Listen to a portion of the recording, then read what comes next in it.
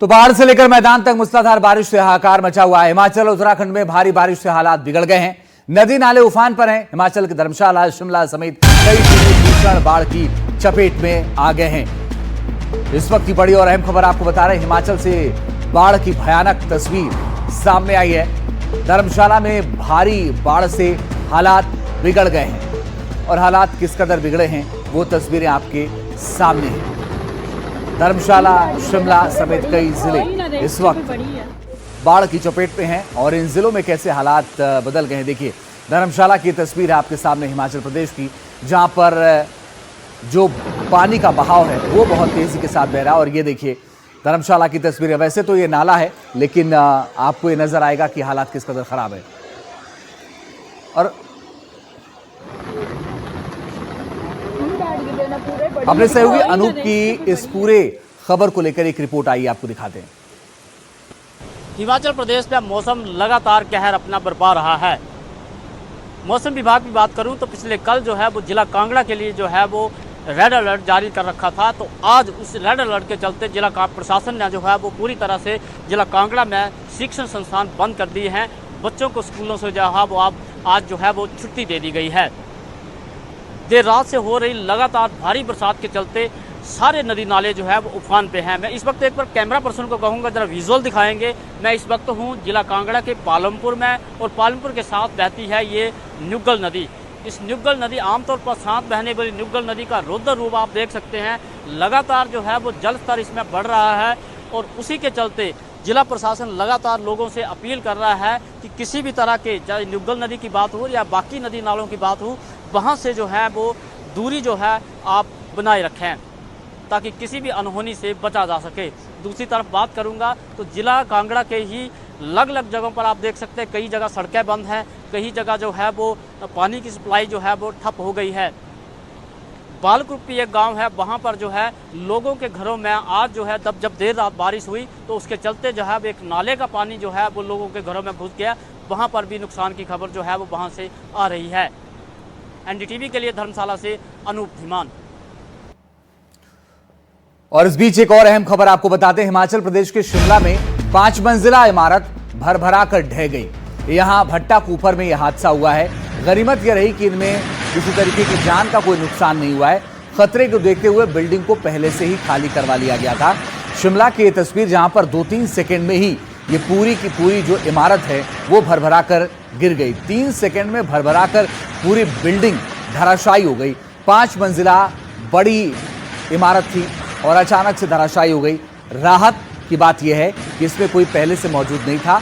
इस बिल्डिंग को खाली करा लिया गया था क्योंकि जो हालात वहां के बन रहे थे उसको देखते हुए प्रशासन को लग रहा था कि बिल्डिंग गिर सकती है, इसलिए वहां से लोगों को निकाल लिया गया था और जो लोग वहां रह रहे थे उनको सुरक्षित जगहों पर शिफ्ट कर दिया गया था। लेकिन अब ये बिल्डिंग बची नहीं। सोचिए कि अगर सही वक्त पर फैसला नहीं लिया गया होता और कुछ लोग अगर इसमें होते तो बड़ा हादसा हो सकता था। लेकिन राहत की बात यह है कि इसमें कोई हादसा नहीं हुआ है। बिल्डिंग कैसे गिरी ये आप देखिए एक बार।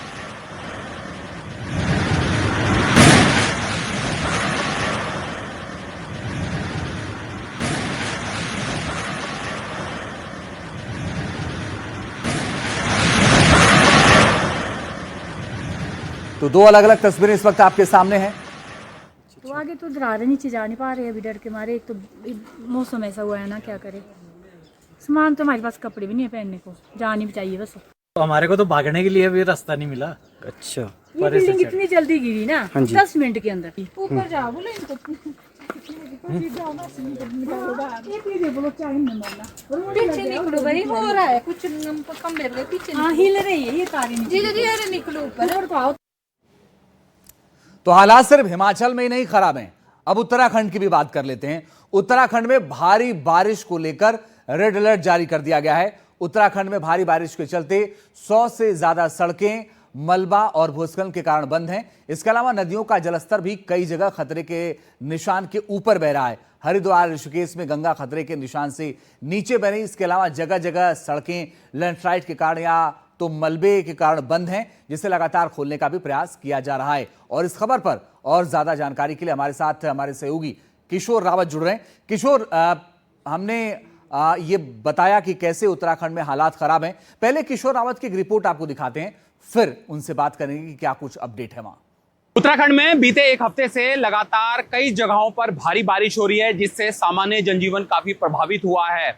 अगर बात करें नदियों के जलस्तर की, तो गंगा का जो जलस्तर है वो खतरे के निशान से बिल्कुल करीब बह रहा है। इसके अलावा अलकनंदा भी नदी उफान पर है, भगीरथी भी नदी उफान पर है और बागेश्वर की सरयू नदी भी उफान पर है। दूसरी तरफ लैंडस्लाइड्स की बात करें तो कई जगह, चाहे वो चारधाम यात्रा हो या फिर चारधाम मार्ग हो, इसके अलावा ग्रामीण मार्ग हो, सब जगह कहीं ना कहीं लैंडस्लाइड की वजह से सड़कें बंद है और 100 से ज्यादा इस वक्त सड़कें मलबा और भूस्खलन या फिर पत्थरों के आने के कारण बंद है। दूसरी तरफ अगर नदियों के जलस्तर की बात करूं तो इस वक्त मैं सौंग नदी के बिल्कुल करीब हूं। ये सामने सौंग नदी है और ये काफी, इस वक्त अगर इसकी बात करें तो इसके जलस्तर में काफी प्रवाह है और ये काफी बड़ा हुआ है। सामने आप देख सकते हैं कि किस तरीके से नदी का जो प्रवाह है वो अब काफी डरावने वाला है। इसी तरह से न सिर्फ सौंग नदी बल्कि इसके अलावा गंगा, अलकनंदा, भगीरथी, टॉस, यमुना, सरयू, महाकाली, तमाम जो नदियां हैं वो उफान पर और निचले इलाकों में बाढ़ जैसे हालात पैदा हो रहे हैं। यही वजह है कि मौसम विभाग के अलर्ट के मुताबिक सभी को नदियों के किनारे कहा गया है कि नदियों का जब स्तर बढ़ रहा है तो वो नीचे ना पहुंचे, नदियों के किनारे ना जाएं। इसके अलावा ये भी एडवाइस की गई है कि चारधाम यात्रा यानी पहाड़ों में इसके अलावा जो सफ़र करें वो भी तब सफ़र करें जब ज़्यादा ज़रूरत हो और मौसम की जानकारी लेकर ही सफ़र करें। मौसम विभाग ने सभी को अलर्ट रहने के निर्देश दिए। आपदा प्रबंधन विभाग ने भी सभी जिलाधिकारियों को अलर्ट रहने के निर्देश दिए हैं ताकि किसी भी जान माल की अगर कोई हानि होती है तो तत्काल लोगों को राहत दी जा सके और उनको सुरक्षित स्थानों पर पहुंचाया जा सके। देहरादून से एनडीटीवी इंडिया के लिए किशोर रावत। देहरादून में इस वक्त कई जगह लैंडस्लाइड से रास्ते बंद हैं। संवाददाता किशोर रावत वहां पहुंचे जहां लैंडस्लाइड के बाद मलबा हटाया जा रहा है। उत्तराखंड में कई हिस्सों में भारी बारिश हुई है और 30 जून के लिए तो रेड अलर्ट जारी किया था।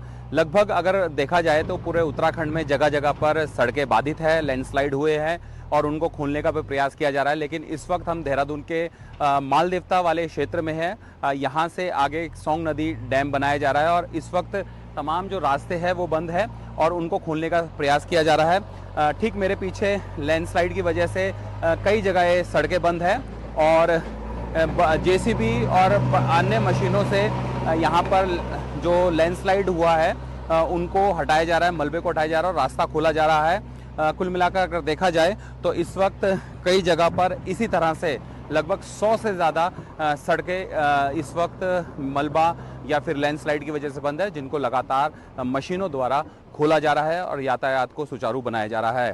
देहरादून से एनडीटीवी इंडिया के लिए किशोर रावत।